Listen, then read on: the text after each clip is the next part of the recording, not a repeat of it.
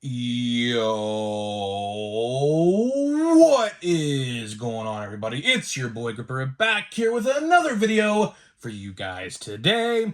And in this video, we'll be talking about what you need to know before you buy 2023 Topps Heritage. That is right, guys. Topps Heritage comes out tomorrow. We have all the information you need in this video regarding this release.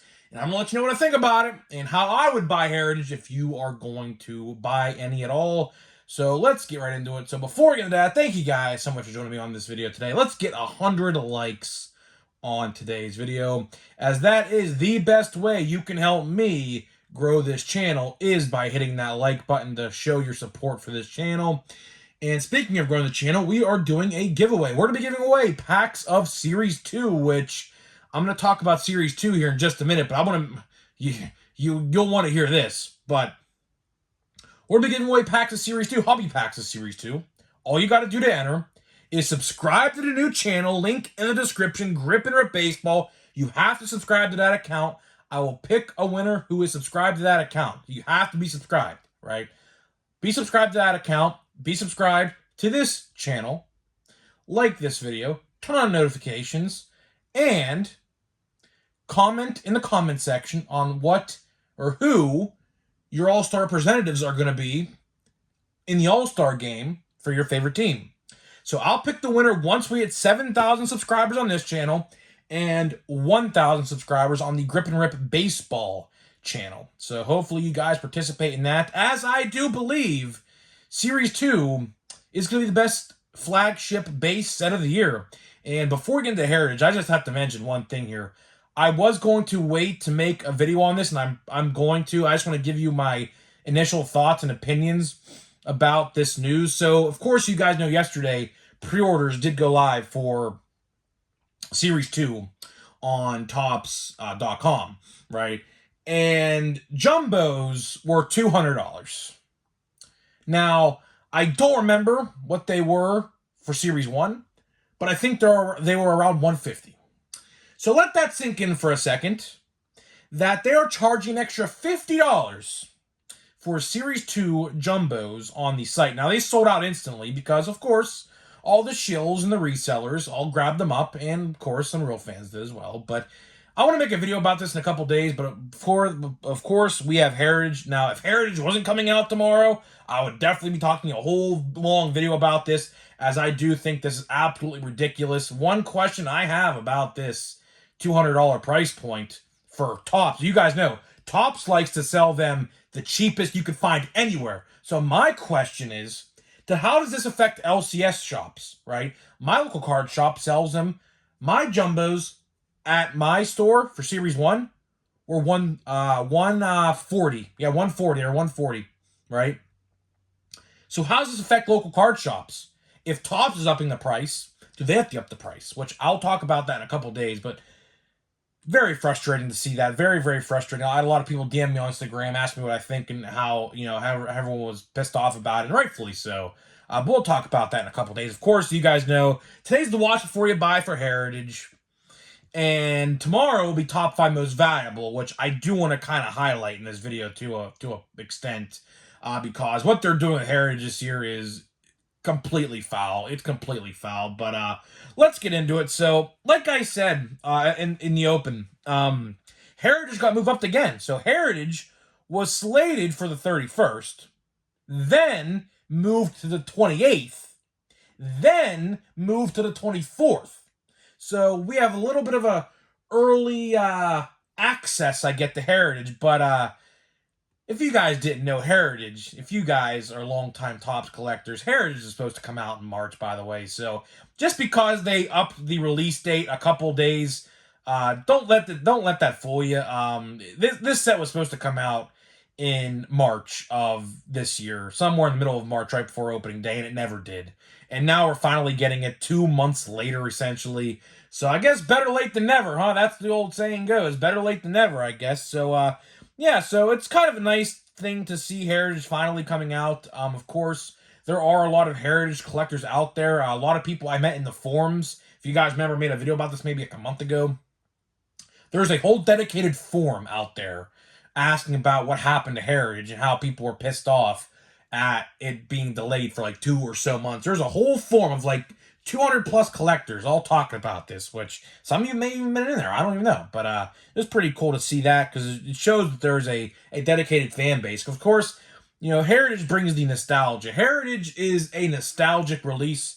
Of course, if you guys were around in 1974, which is the set of this design of this set 49 years ago. My mom's actually born in 1974, so that's pretty cool. So if you guys were around in 1974 and collecting in 74, you would have a lot of nostalgia to this set. So let's talk about it. Like I said, it comes out on May 24th, which is this Wednesday, tomorrow. And tomorrow's video, we will highlight the top 5 most valuable in this set. So it's coming out in a hobby and blaster box format, along with, I think, fat packs, I do believe as well, are slated for this release. So for all you retail guys out there, which we'll get into at the end of this video as well, I guess you have 2 formats to choose from. And I think they're doing a $60 format. I'm pretty sure they did one last year. It's going to be hard to think they're not going to do another one this year. I think it's a Walmart exclusive. It gives you some retail exclusive blue shimmer chromed Heritage cards. They do that every year, so I didn't see anything related to that on the internet, but I'm pretty sure that we will be getting those sometime probably in mid-June, because those won't be out. The $60 format or the $50 format, however much it's going to be this year, that always comes out about 2 or 3 weeks after the retail. Retail in and of itself comes out about 2 weeks after hobby. So add another 2 or 3 weeks on after that. So it's probably going to be about another month or 5 weeks or so until you see the $50 format. So keep an eye out for that as well in case you guys are wanting to get that. But let's talk checklists. Of course, we will get into the rookies and everything like that tomorrow. But it's a 500 card set, right? And it's 400 base cards. Now, 401 to 500 are short prints. Okay, which is very debatable in this year's set, because we'll get into it here in the end of the video.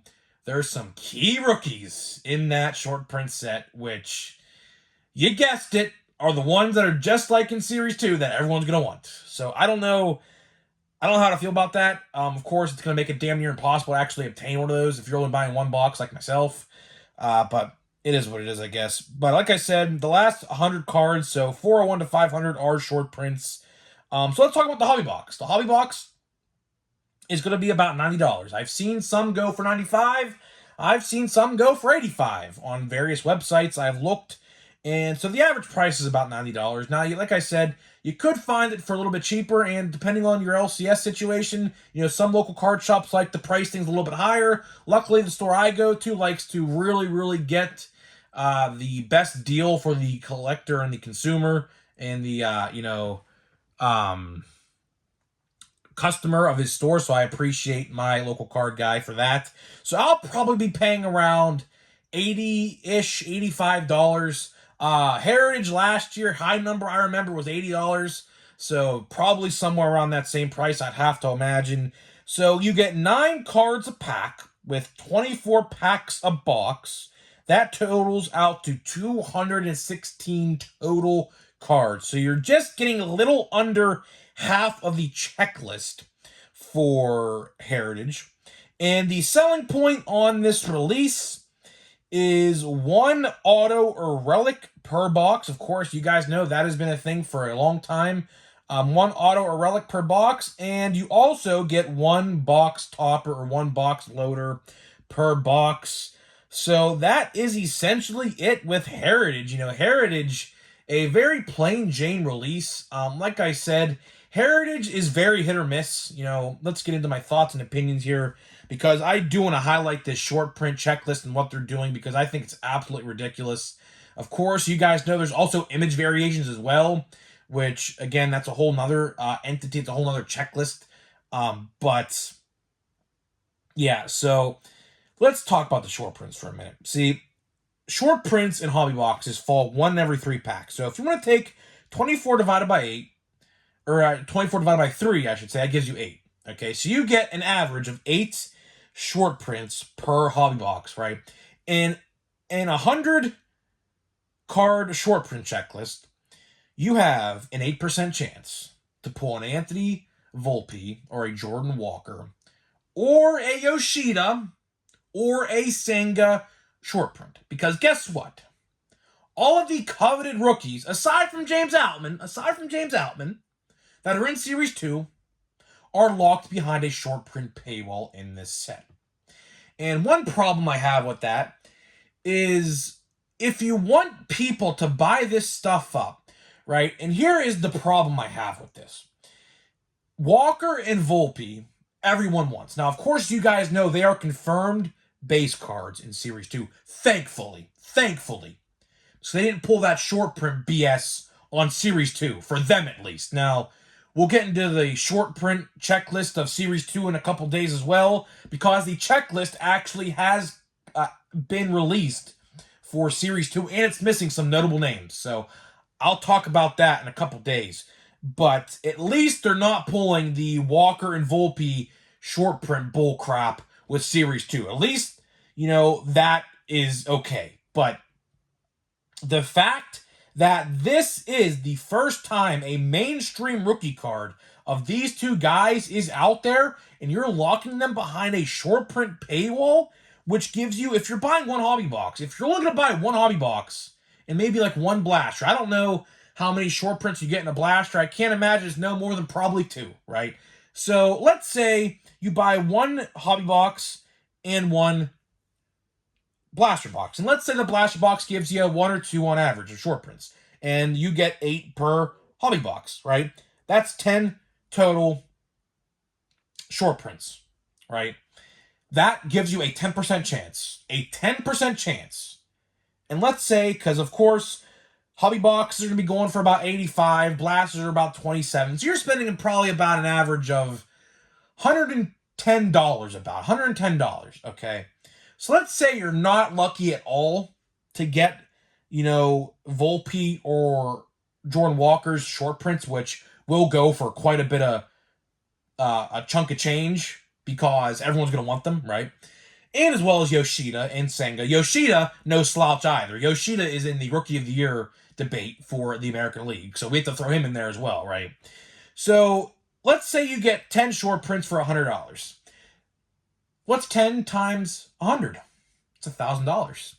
So hypothetically, if you were terribly unlucky and not pulling them relatively quick, you have to spend probably, I'd say an average of probably $750. Now, of course, it's not going to take you to the very, very end of those short prints to, get those guys. But, it's ridiculous how they lock these guys up behind a slot machine within a slot machine. And you may be saying to yourself, well, opening cards is technically like a lottery. It's a slot machine. You're right.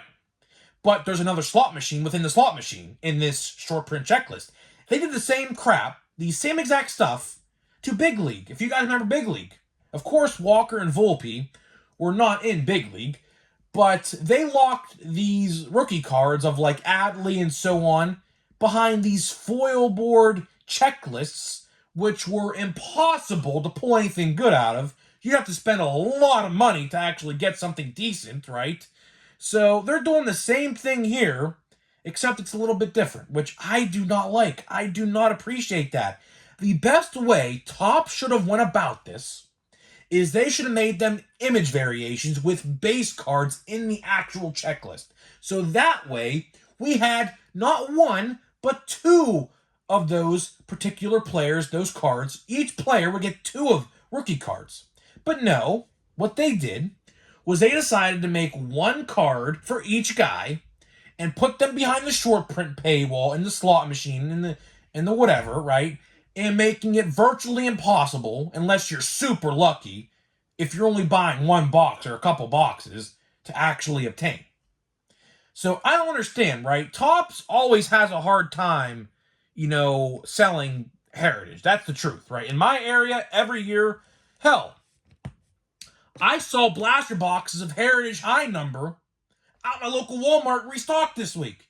So there's still Heritage High Number out there, which is by far the superior Heritage release of last year. But still, they have a hard time selling Heritage. I remember Heritage last year was on the shelf, like the normal Heritage, the blue boxed one. The, this one right here. This set right here. I have a box. It's still unopened, right? This stuff was literally on my shelves last year until, I think around September or October, right? So, Topps, Heritage is not really a set that no one, like, if you asked 10 people, probably 5 of them would probably tell you that they don't buy Heritage. So I don't understand exactly why they decided to put the 2 players, really 3 with Yoshida in there, the 3 players that everybody wants behind the short print checklist. I don't get that, because Topps should want to sell. Believe me, if these guys had base cards, and also, by the way, with them not having base cards, now I don't know how the short print checklist works, but do short prints get parallels? I don't know if they do. I don't know if that short print checklist gets parallels, but let's say hypothetically they don't. You're eliminating the fact that you could also pull, parallels of these guys. I don't know if they have autographs or not in this set. I didn't look at that stuff, but if they don't, it's because of the short prints. But my point still stands. If they don't have parallels in the short print checklist, you're eliminating that as well. So if Topps wanted to sell this stuff, which they're going to have a hard time doing because not a lot of people collect Heritage, I could see people buying the hobby format, which I'm going to do. But in terms of retail with this stuff, considering how bad the odds are to pull anything good, it's typically all base. I, for one, only bought that singular blaster box of Heritage because it's really not worth it. Like, the retail formats of this stuff are really just base cards. Really, at the end of the day, they're just base cards. Because it's so hard to actually pull anything good from Heritage retail that no one just buys it, right? So that's another thing I have with this set, is if they wanted to sell this stuff, considering the fact that Volpe and Walker don't have base rookie cards yet in any set. Now, Yoshida has a card in Big League. I know that for a fact because I pulled it myself. But for Walker and Volpe, the ones that everybody wants, you're going to lock them behind a short print checklist and you expect people to keep on giving out $90 every box to try to pull these things? That's where the problem lies here, because that is a skewed philosophy. If they wanted this set to sell, and clearly they don't, they would have made those guys base cards with image variations, so that way you could have a good chance to pull them out of a box. So, to get my final thought here about Heritage, what I'm going to be doing, I'll buy a box. I'm going to buy a box. Only one, though. Only one. And depending on how bad the odds are for retail, I might buy a blaster box. But just to put in the background here, I'm not actually going to open it unless my channel members, which, by the way, if you're not a channel member, go join the channel memberships. We upload exclusive content on there all the time, right? Unless my channel members want to see me open a blaster box, but I doubt they will because Heritage is just not really that spectacular, right? They'd rather be watching me open a blaster box of Bowman, which we're going to open another pack of Bowman. Bowman is superior. So that's another thing, right? If you're on a card hunt and you see blaster boxes of Heritage and blaster boxes of Bowman, which if you go to Walmart, Bowman is still $35, but Heritage will be $27. But still, what set would you buy? I mean, I would buy Bowman, but that's just me. But at the end of the day, I'm going to be buying a box just to review it and see what it's all about. I don't expect anything at all. 99.9% chance you'll get a relic out of that. If you're going to be buying a box expecting an autograph, I wouldn't, because it's probably not going to happen. But you never know. You never know. But Lunar Green first pack, that's a good sign. That's a good sign for things to come, because that means there might be a parallel or something else in here. So yeah, let me just know what you think about Heritage, guys. I don't know. I truly don't know. I think they really made. Hey, look, Jordan Walker. Hey, speaking of Jordan Walker, there he is. That's not a rookie card, though. That's not a rookie card because this set was made well before he got the call up to the Major League. So this is not a rookie card, so don't get that twisted. There's no rookie logo on it, so it's not a rookie card. But I don't know. I think they really messed up with Heritage this year. I really do think they did. I honestly think they did. And we got Oscar Colas, which has a rookie card in